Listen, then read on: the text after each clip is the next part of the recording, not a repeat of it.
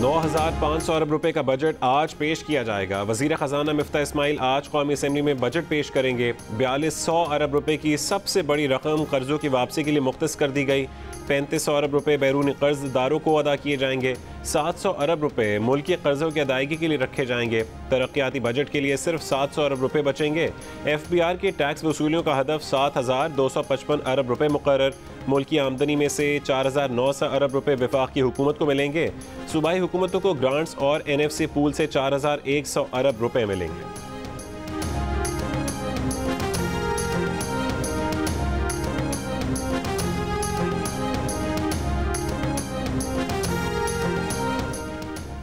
खत्म होने वाले माली साल का कौमी इक़्तिसादी सर्वे पेश। मुल्क की तरक्की भी बढ़ी मगर महंगाई, करंट अकाउंट खसारा, तिजारती खसारा, मुल्की और गैर मुल्की कर्जा हदफ से बहुत ज़्यादा बढ़ गया।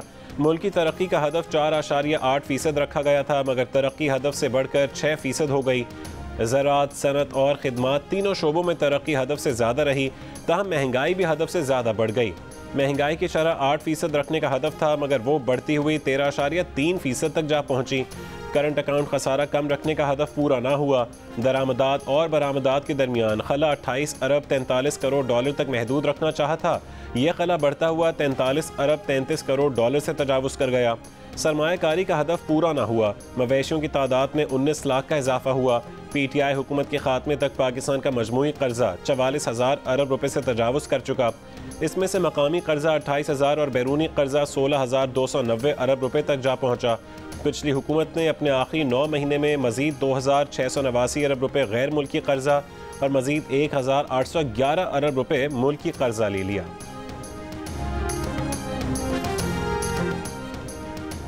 पार्लियामेंट के मुश्तरका इजलास में इलेक्शन तरमीमी एक्ट और NAP का तरमीमी बिल 2022 मंजूर। इलेक्शन तरमीमी बिल के जरिए इलेक्ट्रॉनिक वोटिंग मशीन के इस्तेमाल को ख़त्म कर दिया गया।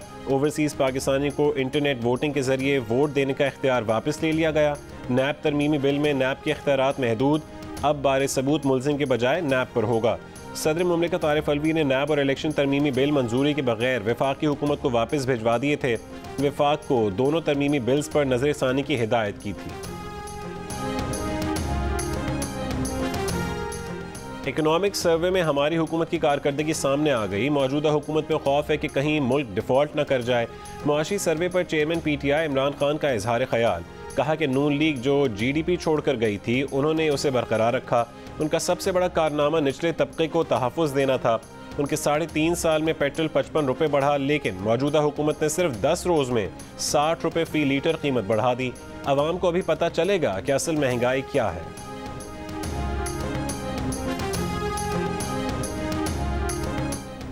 पाकिस्तान का सबसे बड़ा मसला इस वक्त कर्जों की अदायगी बन चुका है। 3200 अरब रुपए कर्जों पर सूद अदा करने में सर्फ हो जाते हैं। दिफा का खर्च 1400 अरब और तरक्याती बजट सिर्फ 700 अरब है।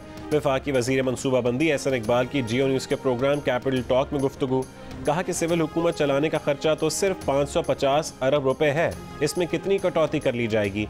हमने अपने दौर में टैक्स वसूलियाँ 2000 अरब रुपए से दुगनी करके 4000 अरब से ज़्यादा कर ली थीं। PTI अपने दौर में टैक्स वसूली दुगनी ना कर सकी। हमें आगे बढ़ना है तो तालीम और नौजवानों पर सरमायाकारी करना होगी। डॉलर मुल्क में लाने नहीं, कमाने हैं। गैर मुल्की सरमायाकारी लाना होगी और GDP के मुकाबले में टैक्स का तनासुब बढ़ाना होगा। मुमताज़ TV एंकर मुकर्रर और MNA आमिर लियाकत इंतकाल कर गए। दोपहर 12 बजे के बाद कमरे में बेहोशी की इत्तला पर आमिर लियाकत को अस्पताल मुंतकिल किया गया, जहां उनकी मौत की तस्दीक कर दी गई। मुलाजिमीन के मुताबिक गुज़िश्ता रात से आमिर लियाकत के दिल में तकलीफ हो रही थी। अस्पताल जाने का कहा तो उन्होंने इनकार कर दिया। डॉक्टर्स के मुताबिक आमिर लियाकत को मुर्दा हालत में अस्पताल लाया गया। घर वालों ने फिलहाल पोस्टमार्टम रुकवा दिया, सोचने के लिए वक्त मांग लिया। मौत की हतमी वजह पोस्टमार्टम के बाद ही पता चल सकेगी। पुलिस ने आमिर लियाकत के घर को सील कर दिया, सिर्फ अहले खाना को जाने की इजाज़त। पुलिस ने आमिर लियाकत के बेडरूम से उनके मोबाइल फ़ोन्स, दवाएं और दीगर अशिया इकट्ठी कर लीं। आमिर लियाकत 2 बार रुकन कौमी असम्बली मुंतखब हुए। वो वज़ीर मुमलिकत बराए मजहबी उमूर भी रहे। वज़ीर आज़म, वज़ीर ख़ारजा आसिफ अली ज़रदारी और वज़ीर आला सिंध का आमिर लियाकत के इंतकाल पर इजहार अफसोस। मुकर्रर, न्यूज़कास्टर, मेज़बान, नातख़्वां, सियासतदान, कानून साज, मजहबी स्कॉलर, एक शख्सियत, मुख्तलिफ किरदार। आमिर लियाकत हुसैन ने ज़िंदगी के कई शोबों में नाम बनाया। जियो न्यूज़ में बतौर न्यूज़ ब्रॉडकास्टर करियर शुरू करने वाले आमिर लियाकत प्रोग्राम आलिम ऑनलाइन से शोहरत की बुलंदियों पर पहुंचे। जियो पर ही रमज़ान की सहर व इफ्तार ट्रांसमिशन का आगाज़ किया और जल्द रमज़ान ट्रांसमिशन की पहचान बन गए। अपने वालिद और सीनियर MQM रहनुमा शेख लियाकत के नक्शे कदम पर चलते हुए आमिर लियाकत ने सियासत के लिए MQM का इंतखाब किया, बाद में PTI में शमूलियत इख्तियार कर ली। आमिर लियाकत हुसैन की ज़ाती, सियासी और मीडिया पर्सन के तौर पर ज़िंदगी कई तनाज़ात का शिकार रही। उनकी तीनों शादियाँ इल्ज़ामात पर ख़त्म हुई। रमज़ान ट्रांसमिशन में उनके बास किरदारों पर समाजी हलकों में शदीद तनकीद भी की गई। सियासी ज़िंदगी में आमिर लियाकत MQM को छोड़कर तहरीक इंसाफ में गए। तहरीक इंसाफ में रहते हुए इमरान मुखालिफ रहनुमाओं पर सोशल मीडिया प्लेटफॉर्म्स के ज़रिए ज़ाती हमले करते नजर आए। फिर तहरीक अदम एतमाद के मौके पर इमरान खान को भी छोड़ गए। इमरान खान पर भी इल्ज़ामात की बौछार की। ज़ाती ज़िंदगी में पहली बीवी ने दूसरी शादी करने पर आमिर लियाकत से अलहदगी इख्तियार कर ली। फिर तूबा अनवर ने भी आमिर लियाकत से खुला ले ली थी, जिसके बाद आमिर लियाकत ने तीसरी शादी की, लेकिन चंद महीने बाद ही तीसरी बीवी दानिया शाह ने खुला का दावा तशद्दुद के इल्ज़ामात के साथ दायर किया। आमिर लियाकत पर तशद्दुद करने के साथ नशे के इल्ज़ामात भी आयद किए, जिस पर आमिर लियाकत ने भी जवाबी इल्ज़ामात लगाए। माहिर नफ्सियात डॉक्टर अज़मा का कहना है कि लोगों की नापसंदीदगी और मुस्तरद किया जाना तन्हाई और जहनी दबाव की तरफ ले जाता है।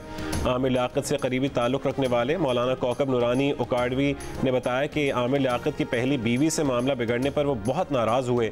कोशिश यही थी कि संभल जाए। कुछ ऐसी बातें हुई, उनको समझाया तो वो शायद उस वक्त उस मरहले पे पहुंच गए थे कि वो फिर अपने आप को काबू ना रख सके। कोशिश यही थी कि ये शख्स किसी तरह संभल जाए। समटाइम ये होता है कि जब एक्सेप्टेंस नहीं मिलती है ना, रिजेक्शन मिलना शुरू हो जाती है, क्रिटिसिज्म मिलना शुरू हो जाता है, डिस्क्रिमिनेशन होना शुरू हो जाती है, तो वो चीज़ फिर आपके साइकोलॉजिकली आपको डिस्ट्रेस करती है, आइसोलेशन की तरफ ले जाती है और फर्दर ये आइसोलेशन, डिस्ट्रेस, ये आपको डिप्रेशन की तरफ ले जाता है। PTV ने लाहौर हाई कोर्ट में PSL के नशरियाती हुकूक ARY को देने के मुआहदे में बेज़ाब्तगियों का इंकशाफ कर दिया। सरकारी TV ने तस्लीम किया कि ARY को नशरियाती हुकूक देने के हवाले से क़वायद व ज़वाबित से इनहराफ किया गया। PTV के वकील ने कहा कि वो अगली समाअत तक तमाम दस्तावेज़ात पेश कर देंगे।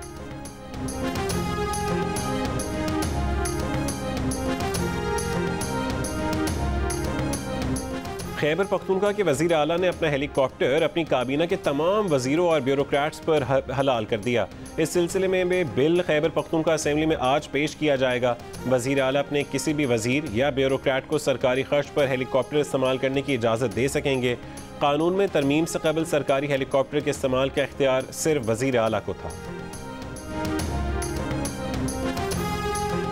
शहबाज शरीफ साहब KPK के अवाम को सस्ता आटा और रिलीफ फराम करने की कोशिश कर रहे हैं और KPK का वज़ीर आला और KPK का जो हुकूमत है वो इमरान खान को रिलीफ पहुंचाने की कोशिश कर रही है। ये है फ़र्क। वो सारा कुछ जो है ना, वो बनी गाला नहीं, उसका नाम मनी गाला होना चाहिए। वो सब जो रिलीफ है वो मनी गाला जा रही है। बनी गाला मनी गाला बना हुआ था। टैक्स पेयर्स का सारा पैसा वहीं गया। मरीम नवाज का दावा। मीडिया से गुफ्तगू में कहा कि इमरान खान को हुकूमत जाने का 4 महीने पहले पता चल गया था, फिर भी साजिश का ड्रामा रचाकर मुल्क को फितना फसाद में झोंकने की कोशिश की।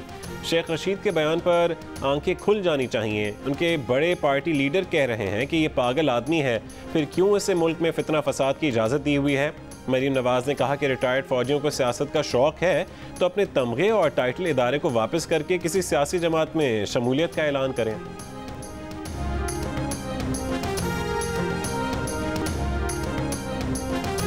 जो भी रिटायर्ड फौजी हजरात हैं, इमरान खान के कहने पर और इमरान खान के पीछे जो हाथ है उसके कहने पर वो इदारे में तफरीक पैदा करने की, डिवीज़न पैदा करने की कोशिश कर रहे हैं। ये बहुत अफसोसनाक बात है, ये नहीं होना चाहिए।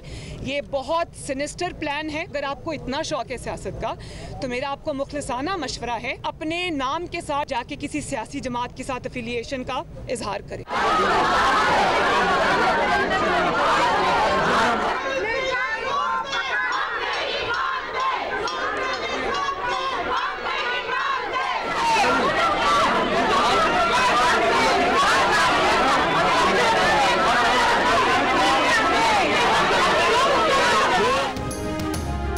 PTI के अरकान का पार्लियामेंट हाउस के बाहर एहतजाज। आलिया हमजा मलिक पार्लियामेंट के दरवाजे पर चढ़ गईं।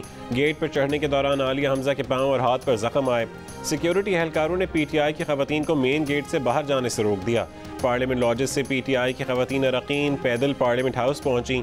पार्लियामेंट के गेट को लगा ताला तोड़ दिया। आलिया हमजा ने जियो न्यूज़ से गुफ्तगू करते हुए कहा कि पुरअमन एहतजाज करने आए थे, उन्हें रोकने की कोशिश की गई, पुलिस ने धक्के दिए।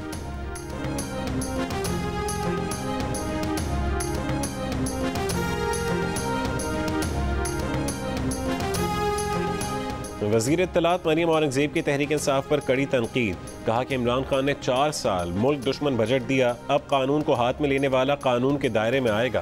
तहरीक इंसाफ की खवातीन के एहतजाज पर रद्द-ए-अमल में कहा कि पार्लियामेंट के सामने तमाशे ना करें, पार्लियामेंट में संजीदा इक़दामात होते हैं। वज़ीर आला बलोचिस्तान का आग लगे ऑयल टैंकर को आबादी से दूर ले जाने वाले ड्राइवर के लिए 5 लाख रुपए का इनाम। ऑयल टैंकर में आग लगने का वाक़या 2 रोज़ कबल कम्बरानी रोड पर पेश आया था। पेट्रोल पंप पर खड़े ऑयल टैंकर में अचानक आग भड़क उठी थी।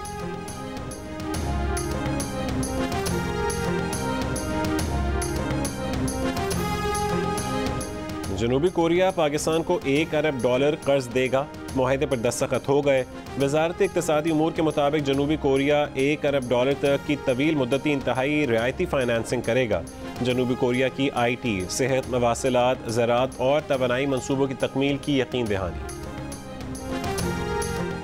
रूस ने पाकिस्तान के CPEC इकनॉमिक जोन्स में सरमायाकारी में दिलचस्पी का इजहार कर दिया।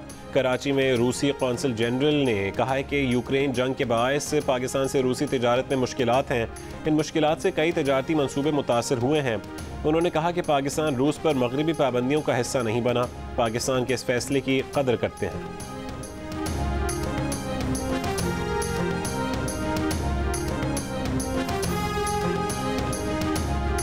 वज़ीर आज़म ने वफाकी काबीना का खुसूसी इजलास आज तलब कर लिया। काबीना वफाकी बजट 2022-23 की मंजूरी देगी। इजलास में सरकारी मुलाजमीन की तनख्वाहों और पेंशन में इजाफे की मंजूरी दी जाएगी। काबीना की मंजूरी के बाद बजट कौमी असेंबली में पेश किया जाएगा।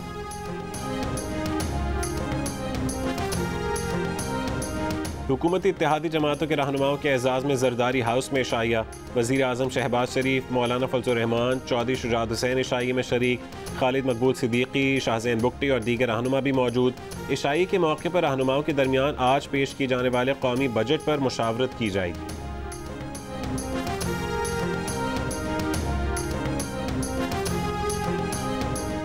रहनुमा तहरीक इंसाफ हमाद अजहर ने इक़्तिसादी सर्वे पर रद्द-ए-अमल देते हुए कहा है कि PTI ने रवा माली साल में तकरीबन तमाम मुआशी अहदाफ से तजावुज़ किया।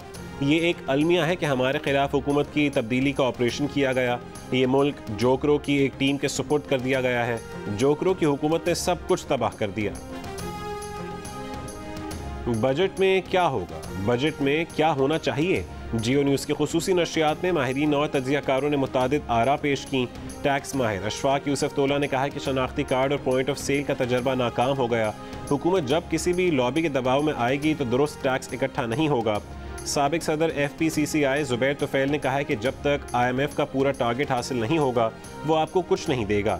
तज्ज़ियाकार फरहान बुखारी ने कहा कि माने या न माने मुल्क इलेक्शन मोड में चला गया है। सियासी बहस मईशत के इर्द गिर्द घूम रही है। हक़ाइक़ को जानना मुश्किल है। साबिक चेयरमैन FBR शब्बर जैदी ने बताया कि IMF की शराइत मानना पड़ेंगी, लेकिन आम आदमी की अशिया पर टैक्स बढ़ाना मुनासिब नहीं होगा।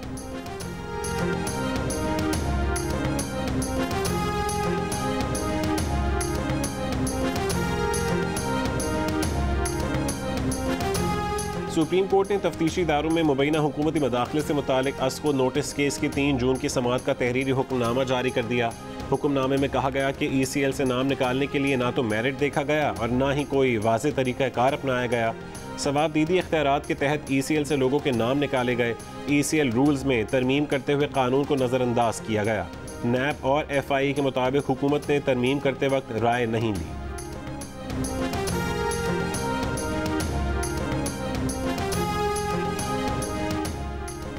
किसी की ट्वीट्स या कहने पर बगावत नहीं होती। रियासत के और बहुत काम हैं। रियासती इदारे इन ट्वीट से बहुत ऊपर हैं।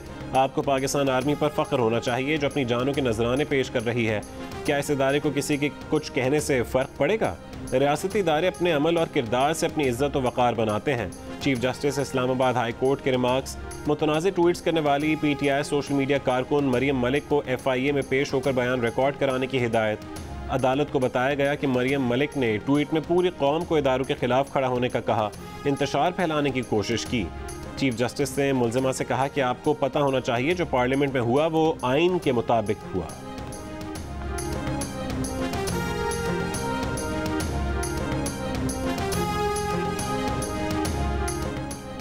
वज़ीर आज़म शहबाज शरीफ ने कहा है कि नामूस रसालत सल्लल्लाहु अलैहि वसल्लम पर ऐवान से मुश्तरका करारदाद मंजूर होनी चाहिए। पीर वाले दिन इस मौजू पर बहस रखी जाए। अवाम नामूस रसालत के लिए अपना सब कुछ कुर्बान कर सकते हैं।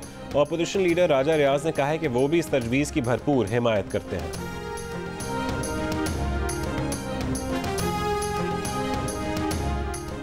मुल्क के मुख्तलिफ शहरों में बिजली की लोड शेडिंग जारी। कराची में के इलेक्ट्रिक ने लोड शेडिंग से मुस्तस्ना इलाकों में भी लोड शेडिंग शुरू कर दी।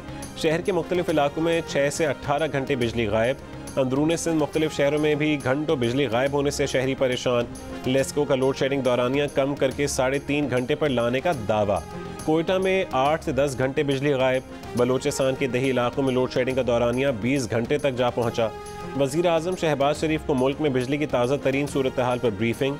वज़ीर आज़म ने कहा है कि लोड शेडिंग के खात्मे के लिए मिलकर काम करना है। अवामी मुश्किलात को कम होना चाहिए।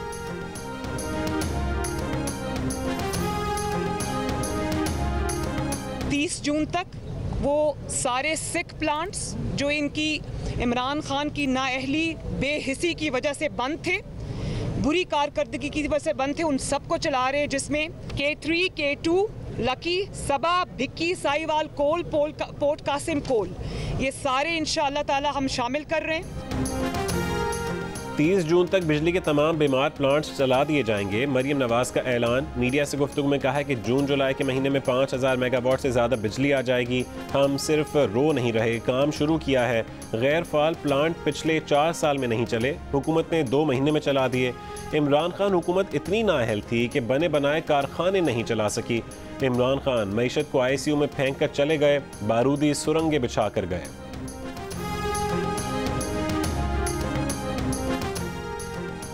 स्पीकर पंजाब असेंबली चौधरी परवेज इलाही ने कहा है कि पंजाब में धांधली की इंतहा हो चुकी है। बिजली, गैस, पेट्रोल महंगा करने के अलावा इस हुकूमत का क्या कारनामा है।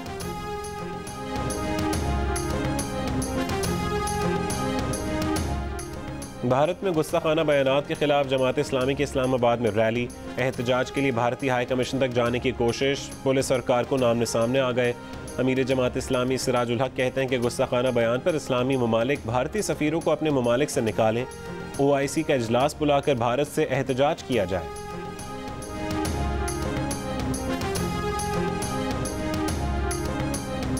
इस्लामाबाद के F9 पार्क में मंगल की रात डकैती में मज़ाहमत के दौरान फायरिंग से नौजवान जहां बहक। मकतूल कासिम लम्स का ग्रेजुएट था, निजी फूड कंपनी में मैनेजर था, बीमार वालिदैन और 2 बहनों का सहारा था। माजी में इसी पार्क में खातून से ज़्यादती, एक कत्ल और एक शहरी को लूट मार के दौरान बिनाई से महरूम करने के वाक़यात हो चुके हैं। दारुल हुकूमत में पुलिस और CDA की कारकर्दगी पर सवालिया निशान लग गया।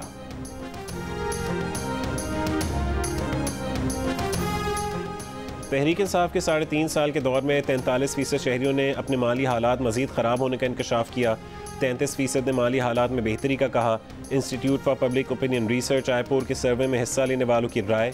55% शहरियों का वज़ीर आज़म शहबाज शरीफ से महंगाई को सबसे पहले कंट्रोल करने का मुतालबा। 7% ने गुर्बत, जबकि 7% ने ही बेरोज़गारी को काबू करने का मशवरा दिया।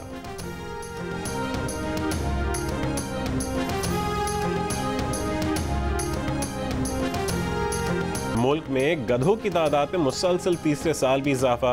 रवा माली साल गधों की तादाद 1 लाख से बढ़कर 57 लाख हो गई। गुज़श्ता माली साल गधों की तादाद 56 लाख थी। रवा माली साल घोड़ों और खच्चरों की तादाद में कोई इजाफा नहीं हुआ।